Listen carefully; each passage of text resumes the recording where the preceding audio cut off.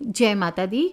सभी स्त्रियां जो कथा सुनना चाहती है तिल चौथ की, सकट चौथ या माही चौथ जिसे हम कहते हैं, एक लोटा जल अपने सामने रख ले और थोड़ा सा तिलकुट्टा अपने हाथ में ले ले। सर्वप्रथम हम तिल चौथ की कथा सुनते हैं। एक शहर में देवरानी जेठानी रहा करती थी। जेठानी बहुत ही अमीर थी और देवरानी बहुत ही गरीब थी। देवरानी श्री गणेश जी की भक्त थी और देवरानी का पति जंगल से लकड़ियां काटकर बेचा करता था, परंतु वह अक्सर बीमार रहा करता था। देवरानी जेठानी के घर का सारा काम करती और बदले में जेठानी बचा हुआ खाना, पुराने कपड़े आदि उसको दे दिया करती थी। इसी से देवरानी का घर परिवार चला करता था। माघ महीने में देवरानी ने तिल चौथ का व्रत किया और 5 आने का तिल और गुड़ लेकर के तिलकुट्टा बनाया। पूजा करके तिल चौथ की कथा सुनी और तिलकुट्टे को छींके में रख दिया और सोचा कि चांद उगने पर पहले तिलकुट्टा और उसके बाद ही कुछ खाएगी। कथा सुनकर वह जेठानी के यहाँ चली गई। खाना बनाकर जेठानी के बच्चों से खाना खाने को कहा तो बच्चे बोले कि हमारी माँ ने व्रत किया है, माँ भूखी है, जब माँ खाना खाएगी तब हम भी खाएंगे। जेठ जी को खाना खाने को कहा तो जेठ जी बोले मैं अकेला नहीं खाऊंगा, जब चांद निकलेगा तब एक साथ सब लोग खाना खाएंगे, तब मैं भी खाऊंगा। जेठानी ने उसे कहा तो आज तो किसी ने अभी तक खाना नहीं खाया है, मैं तुम्हें भोजन कैसे दे दूं? कल तुम सुबह सवेरे ही बचा हुआ खाना ले जाना। देवरानी के घर पर पति बच्चे सब आस लगाए बैठे थे कि आज तो त्योहार है, इसलिए कुछ पकवान आदि खाने को अवश्य मिलेगा। परंतु जब बच्चों को पता चला कि आज तो रोटी भी नहीं मिलेगी तो बच्चे रोने लगे। उसके पति को भी बहुत गुस्सा आया। कहने लगा सारा दिन काम करके भी 2 रोटी नहीं ला सकती हो तो काम क्यों करती हो? पति ने गुस्से में आकर पत्नी को कपड़े धोने के धोवने से मारा। धोवना हाथ से छूट गया तो पाटे से मारा। वह बेचारी गणेश जी को याद करती करती रोते रोते पानी पीकर सो गई।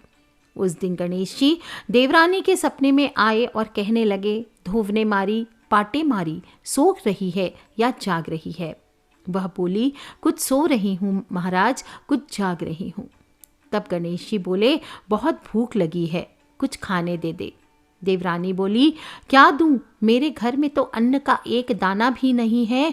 जेठानी बचा खुचा खाना दे देती थी, आज तो वो भी नहीं मिला। पूजा का बचा हुआ तिलकुट्टा छीके में पड़ा है, वही खा लो। तिलकुट्टा खाने के बाद गणपति देव बोले, धोवने मारी, पाटे मारी, निमटाई लगी है, कहाँ निमटे? तब वह बोली, पूरा घर पड़ा है, जहाँ इच्छा हो वहाँ निमट लो। इसके बाद फिर गणेश जी बच्चे की तरह जिद करते हुए बोलते हुए आए, अब कहाँ पहुँचूँ इसे? तब नींद में मगन देवरानी को बड़ा गुस्सा आया कि कब से तंग किए जा रहे हैं। सो बोली, मेरे सिर पे पोंछ लो, और कहाँ पोंछोगे? और सुबह जब वह देवरानी उठी तो देखकर हैरान हो गई कि पूरा घर हीरे मोती से जगमगा रहा है। सिर पर जहाँ विनायक जी पोंछनी करके गए थे वहाँ हीरे के टिक्के और बिंदी जगमगा रही है। और उस दिन फिर देवरानी जेठानी के घर काम नहीं करने गई और बड़ी देर तक राह देखने के बाद जब जेठानी ने बच्चों को देवरानी को बुलाने भेजा, सोचा कि शायद कल खाना नहीं दिया, इसलिए वह बुरा मान गई है। बच्चे देवरानी को बुलाने गए, बोले, चाची चाची चलो, माँ ने बुलाया है, सारा काम पड़ा है। तब देवरानी ने कहा, अब उसकी ज़रूरत नहीं रही, हमारा तो सब कुछ भरपूर गणपति देव ने गणेश जी के आशीष से पूरा घर भरा पड़ा है। बच्चों ने घर जाकर माँ को बताया कि चाची का तो पूरा घर हीरे मोतियों से जगमगा रहा है। जेठानी आश्चर्यचकित होकर दौड़ती हुई देवरानी के पास गई और पूछा, अरे यह सब कैसे हो गया? तब देवरानी ने जो जो उसके साथ हुआ वो सब कह डाला। घर लौटकर जेठानी भी लालची थी। उसने अपने पति से कहा, आप मुझे धोवने और पाटे से मारो। तब उसका पति बोला, अरे भली मानस, मैंने तुम पर कभी हाथ नहीं उठाया, क्यों तुम लालच की भूखी धोवने और पाटे से मार खाने को उत्सुक हो रही हो? पर वह नहीं मानी और जिद करने लगी। मजबूरन उसके पति को उसे मारना पड़ा। उसने ढेर सारा घी डालकर चूरमा बनाया, छीके में रखकर सो गई। और रात में चौथ विनायक उसके सपने में आए, कहने लगे भूख लगी है, भूख लगी है, क्या खाऊं। तब जेठानी ने कहा, हे गणेश जी महाराज, देवरानी के घर में तो सूखा तिलकुट्टा था, यहाँ तो झरते घी का चूरमा है, छीके में रखा है, फल और मेवे रखे हैं, जो चाहे सो खा लो। तब बाल स्वरूप गणेश जी बोले, सब खा पी कर आए और पूछे अब निपटे कहाँ। तब जेठानी बोली, वहाँ तो टूटी फूटी झोपड़ी थी, यहाँ तो कंचन का सा महल है, जहाँ चाहे निपट लो। तब गणेश जी ने पूछा, अब पोंछूं कहाँ।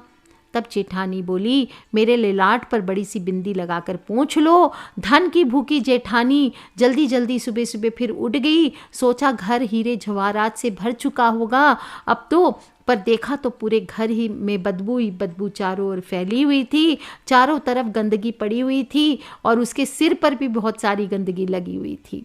उसने कहा, ए गणेश जी महाराज, ये आपने क्या किया, ये कैसी माया है, मुझसे रूठे और देवरानी पर टूटे।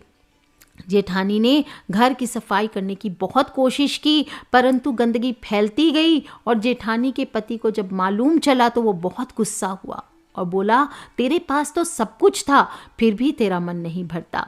परेशान होकर चौथ के गणेश जी से मदद की विनती करने लगी। गणेश जी ने कहा, देवरानी से जलन के कारण तूने जो किया ये उसी का फल है, अब तू अपने धन में से आधा धन उसको देगी, तभी ये साफ होगा। जेठानी ने आधा धन बांटा, किंतु चुपके से मोहरों की एक हांडी चूल्हे के नीचे गाड़ दी। उसने सोचा किसी को पता नहीं चलेगा, उसने उस धन को नहीं बांटा। लेकिन फिर उसने कहा, हे गणेश जी महाराज, अब अपना बिखराव समेटो। वो बोले, गणेश जी कहते हैं, पहले चूल्हे के नीचे गाड़ी हुई मोहरों की हांडी सहित ताक में रखी हुई जो 2 सुई है ना, उसके भी 2 हिस्से कर, तब मैं अपनी माया को समेटूंगा। और इस प्रकार जेठानी ने जब सारा हिस्सा किया, सब बंटवारा किया, तब जाकर के गणेश जी ने अपनी माया समेटी।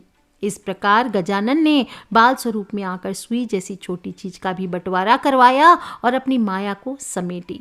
हे गणेश जी महाराज, जैसी आपने देवरानी पर कृपा करी, वैसे सभी कथा सुनने वाले, हुंकारा भरते वाले सभी पर करना, और जेठानी पर को जैसी सजा दी, उसके साथ जैसा अत्याचार किया, वैसा किसी को भूल से भी नहीं करना। कहानी कहने वाले, सुनने वाले और हुंकारा भरने वाले सभी पर कृपा करना। बोलिए गणेश जी महाराज की जय, माई चौथ माता की जय।